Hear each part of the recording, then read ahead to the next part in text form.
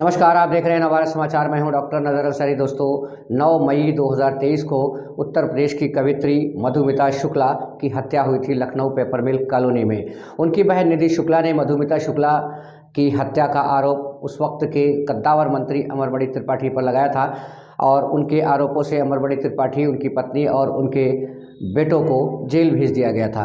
आप जानते हैं कि मधुमिता शुक्ला बहुत ही चर्चित कवियत्री रही हैं। अपनी कविताओं के ज़रिए उन्होंने न सिर्फ उत्तर प्रदेश देश बल्कि पूरी दुनिया में एक तहलका मचा रखा था।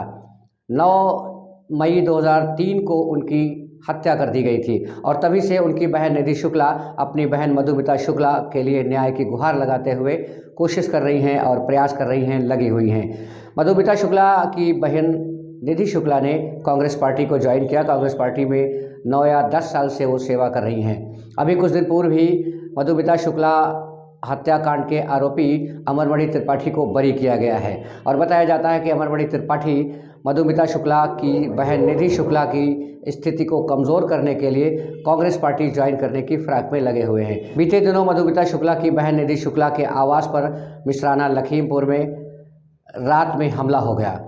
उस हमला में मधुमिता शुक्ला की बहन का कहना है कि वो बाल बाल बच गई और उन्होंने इस हमले में भी आरोपी उन्हीं को बनाया है, अमरमणि त्रिपाठी पर ही आरोप लगाया है। न्याय के लिए मधुमिता शुक्ला की बहन निधि शुक्ला आंदोलन कर रही हैं, अनशन पर बैठी हुई हैं अपने घर में। आइए सुनते हैं उन्हीं की ज़बानी क्या पूरा मामला। कि ज़रूर सोचे, मेरी तकलीफ़ों के बारे में सोचे और मेरे संघर्ष के बारे में सोचे कि एक तरफ अमरमणि के लोग हम पर हमला करवा रहे हैं खुलेआम। करीब 11 तारीख की बात है, सवेरे 3 बज रहा होगा। मेरी एक आदत है, हम लाइट ऑन करके हमेशा सोते हैं। 3:10 पर एकदम से बहुत ज़ोर का धमाका हुआ। मुझे ऐसा लगा कि मेरे घर पे किसी ने बम डाल दिया है। हम फ़ौरन उठे और हमने अपने कमरे की कुंडी बंद करी। थोड़ा कमरे से दूर गनर लेटा हुआ था, वो हमारी तरफ भागा, हम उसकी तरफ भागे। फिर हम दोनों ने अपने आप को एक कमरे में बंद कर लिया, कुंडी लगा ली।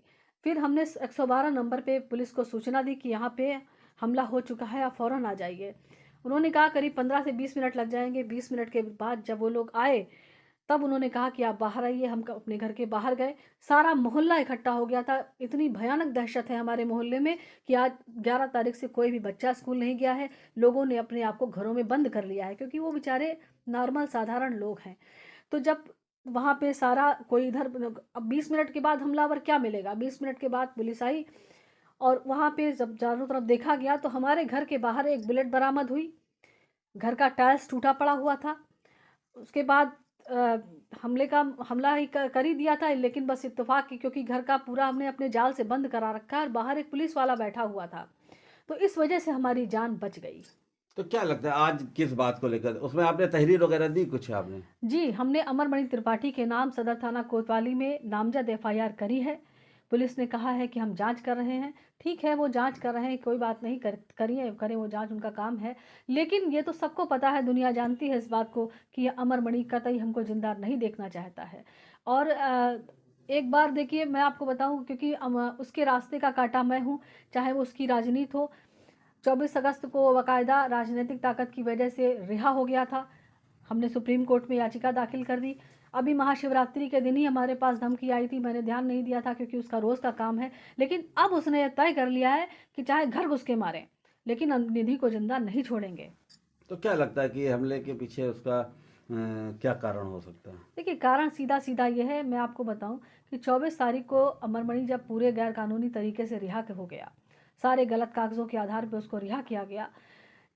25 तारीख को सुप्रीम कोर्ट में गैर मतलब नोटिस इशू हो गई। 15 अगस्त को पहले उसको रिहा किया जा रहा था, लेकिन फिर हमने सब सारे शासन प्रशासन को बता दिया था कि सुप्रीम कोर्ट में हमने याचिका दाखिल कर दी है। उसके बाद भी 24 अगस्त को उसको रिहा किया गया गलत कागजों के आधार पे।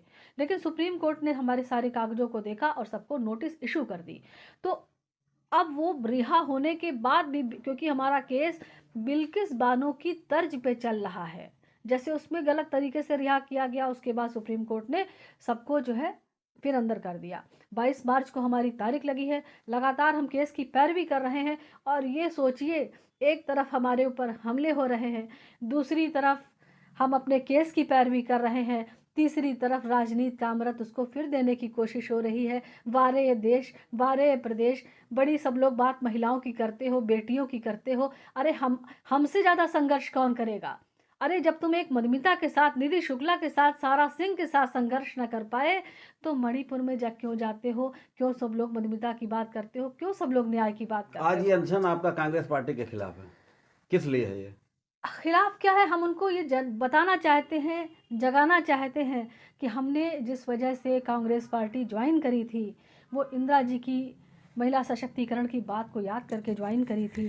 आज अमर मणि त्रिपाठी जैसे लोगों को अभी 24 अगस्त को जब रिहाई हुई तो कांग्रेस के प्रदेश अध्यक्ष किस मुंह से वो ये बोल रहे थे कि दोषियों के खिलाफ कार्रवाई को नहीं रिहा करना चाहिए? हम तो यही जान रहे थे ना। लेकिन आज अमन मणि त्रिपाठी और मणि त्रिपाठी को कांग्रेस में शामिल किया गया है। इसीलिए हमारे पास एक रास्ता है, हमने अनशन का रास्ता अपनाया है और हम अनशन पे बैठे रहेंगे क्योंकि हम जानना चाहते हैं कि 9 साल तक पार्टी की सेवा करने के बाद पीसीसी सदस्य हूँ, पार्टी के लिए मेहनत करती हूँ, संघर्ष करती हूँ, मेरे पास एक संघर्ष का ही रास्ता है।